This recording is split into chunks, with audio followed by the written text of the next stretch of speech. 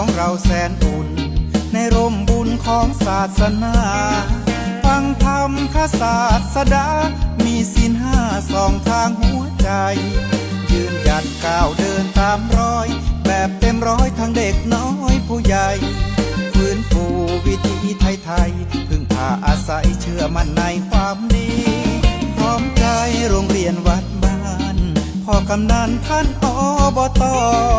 ร่วมแรงกันไม่รีรอมีหลวงพ่อส่งเสริมเต็มที่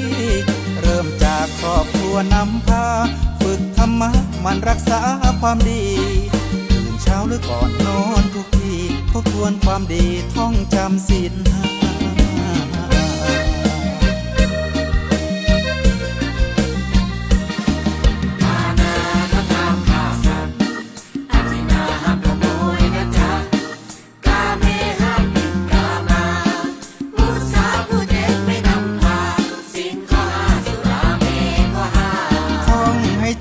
แล้วทำให้ได้ไม่เบียดเบียนใครใครไม่เบียดเบียนเราบูชาพระพุทธเจ้าถวายใจเรารักษาศีลห้าบูชาพระพุทธเจ้าถวายใจเรารักษาศีลห้า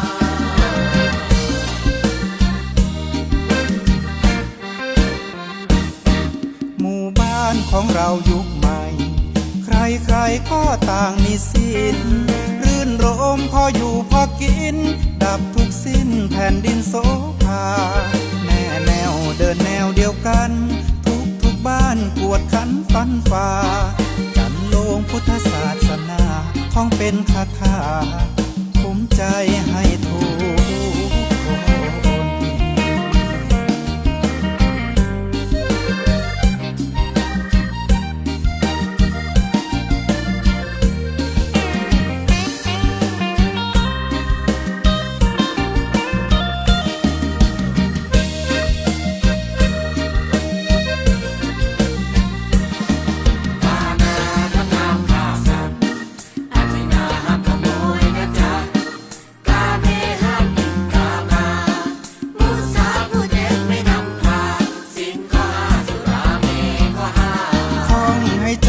แล้วทำให้ได้ไม่เบียดเบียนใครใครไม่เบียดเบียนเรา